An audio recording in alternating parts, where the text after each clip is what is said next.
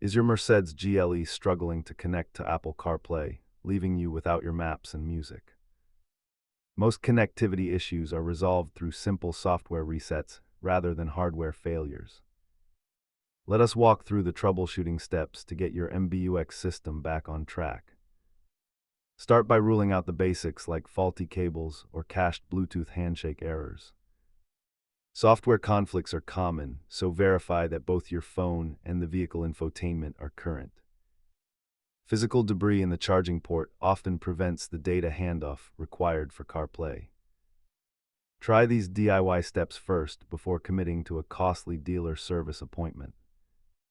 Spending a few minutes troubleshooting can save you significant diagnostic fees at the dealership.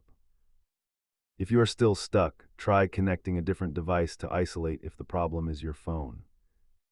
Keep these items in your glove box for quick troubleshooting on the go. Remember that persistence usually pays off when dealing with finicky infotainment systems. If these steps did not resolve your issue, it is time to consult your local dealer for a system update.